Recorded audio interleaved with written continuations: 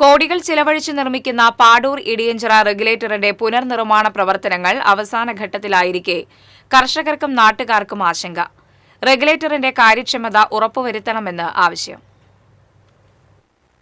March മാസം അവസാനത്തോടെ റെഗുലേറ്ററിന്റെ നവീകരണം പൂർത്തിയാക്കുവാനുള്ള കഠിന പരിശ്രമത്തിലാണ് ബന്ധപ്പെട്ട അധികൃതർ.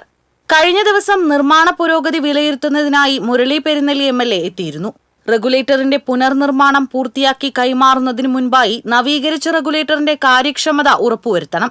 റെഗുലേറ്ററിന്റെ അടിയിൽ വിരിച്ചുകൊണ്ടിരിക്കുന്ന കരിങ്കല്ലുകളുടെ കനം സംബന്ധിച്ച് കരാറിലെ മാനദണ്ഡങ്ങൾ പാലിച്ചിട്ടുണ്ടോ എന്ന് ഉദ്യോഗസ്ഥർ പരിശോധിക്കണം. റെഗുലേറ്ററിന്റെ പുതിയ ഷട്ടറിന്റെ അടിയിലൂടെ വെള്ളം കയറുമോ എന്ന് പരിശോധിക്കണം.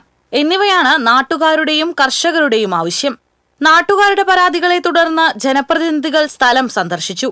കർഷകരുടെയും നാട്ടുകാരുടെയും ആശങ്കകൾ പരിഹരിക്കുന്നതിന് ഉയർന്ന ഉദ്യോഗസ്ഥരുടെ ഭാഗത്തുനിന്നും ജാഗ്രതയോടെ പരിശോധനകൾ നടത്തണമെന്ന് Mullassery block panchayat president ക്ലെമൻ Francis പറഞ്ഞു.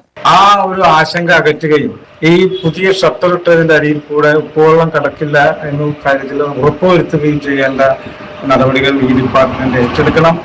ആ ആശങ്ക ഞങ്ങളിവിടെ അറിയിക്കുകയാണ്. ഏറ്റവും നല്ല രീതിയിലുള്ള വർക്ക് നടക്കണം എന്നാണ് ഞങ്ങളുടെ അഭ്യർത്ഥന. കല്ലിന്റെ വിരിക്കുന്ന പ്രക്രിയ നടക്കുന്നു. അത് എസ്റ്റിമേറ്റിൽ പറയുന്ന 45 സെന്റിമീറ്റർ ഇല്ല എന്നൊരു പരാതി കൂടി ജനങ്ങൾ പറയുന്നുണ്ട്. പെരിങ്ങാട് പുഴയ്ക്ക് കുറുകെയുള്ള ഇടിയഞ്ചിറ റെഗുലേറ്ററിന്റെ നവീകരണ പ്രവർത്തനങ്ങൾ കഴിഞ്ഞ വർഷം പൂർത്തിയാക്കേണ്ടതായിരുന്നു. പ്രതികൂല കാലാവസ്ഥ മൂലം സംരക്ഷണ ബണ്ടുകൾ തകർന്നതോടെ നിർമ്മാണം പൂർണ്ണമായി നിലയ്ക്കുകയായിരുന്നു. വർഷകാലത്ത് ജില്ലയിലെ കിഴക്കൻ മേഖലയിൽ നിന്നുള്ള വെള്ളം കടലിലേക്ക് ഒഴുകിപ്പോകുന്നതിനും വേനലിൽ കടലിൽ നിന്നുള്ള വേലിയേറ്റത്തിൽ ഉപ്പുവെള്ളം കൃഷിയിടങ്ങളിലേക്കും ശുദ്ധജല തടാകങ്ങളിലേക്കും കയറാതിരിക്കാനും ആധുനിക രീതിയിൽ നവീകരിച്ച ഇടിയഞ്ചിറയിലെ യന്ത്രവൽകൃത റെഗുലേറ്റർ ഷട്ടർ സംവിധാനം ഉപകരിക്കും. ഇതോടെ വർഷാവർഷം ലക്ഷങ്ങൾ ചെലവഴിച്ച് നിർമ്മിക്കുന്ന താൽക്കാലിക വളയം ബണ്ട് ഒഴിവാക്കാനാകുമെന്നാണ് പ്രതീക്ഷിക്കുന്നത്.